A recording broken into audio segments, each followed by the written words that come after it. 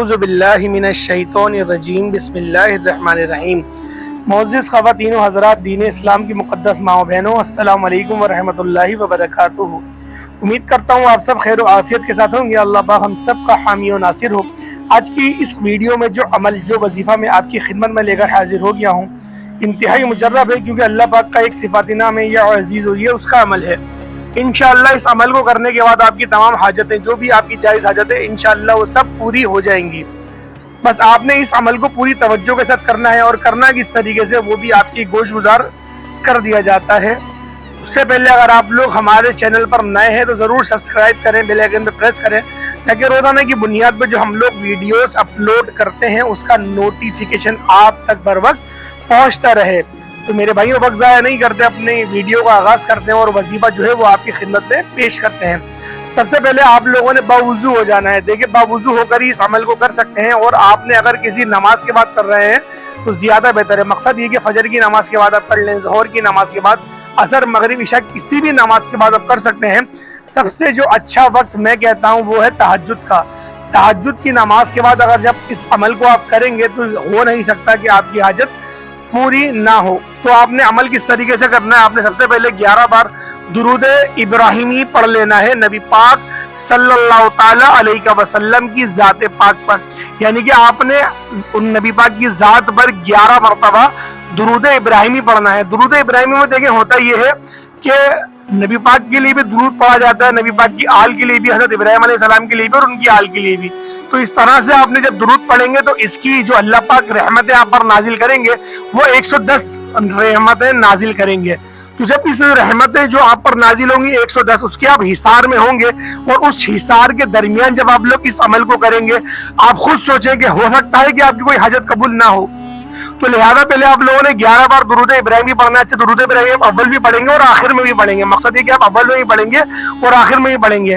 और दुरूद इब्राहिमी से पहले ही आप लोगों ने आऊज़ु बिल्लाह और बिस्मिल्लाह सिर्फ एक बार पढ़नी है, तो और इसके बाद आप लोग आऊज़ु बिल्लाह बिस्मिल्लाह नहीं पढ़ सकते। उसके बाद आप लोगों ने डायरेक्ट अपना वजीफा स्टार्ट करना है। और वजीफा किस तरीके से स्टार्ट करना है, सबसे पहले आप लोग दुरूद इब्राहिमी पढ़ेंगे, और उसके बाद आप लोगों ने अस्तगफार पढ़ना है। 100 की तादाद में अस्तगफिरुल्लाह पढ़ना है, या फिर आपको कोई और सी दुआ याद है, अस्तगफिरुल्लाह रब्बी मिन कुल्ली ज़म्बिन व अतूबु इलैहि, ये भी पढ़ सकते हैं। और सबसे अच्छा जो अस्तगफार है, जो मुझे लगता है, वो अल्लाहुम्मा इजरनी मिनन नार, ये भी देखें सबसे बेहतरीन है कि अल्लाह पाक मुझे जहन्नम की आग से हिफाजत अता फरमा।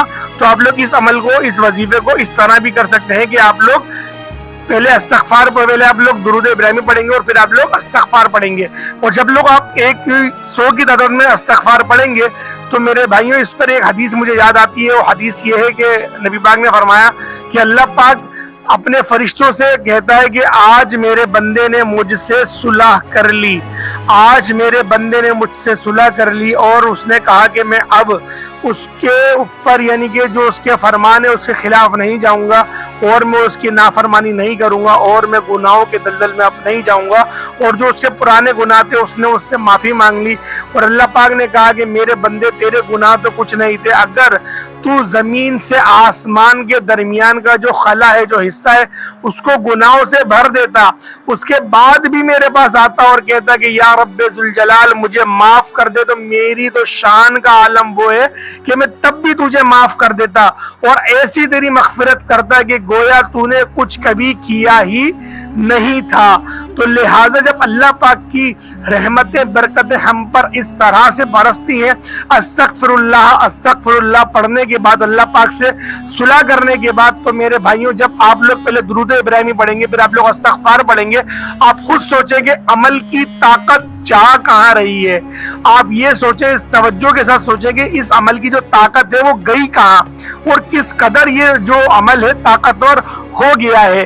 और एक और हदीस के अंदर आता है कि अल्लाह पाक फरमाता है कि अगर पूरी जो दुनिया के पानी है, जो जमीन से निकलता है, समंदर से निकलता है, उस पानी को उठाकर अगर तुम लोग जहन्नम में डाल दो तो जहन्नम की आग मजीद भड़केगी।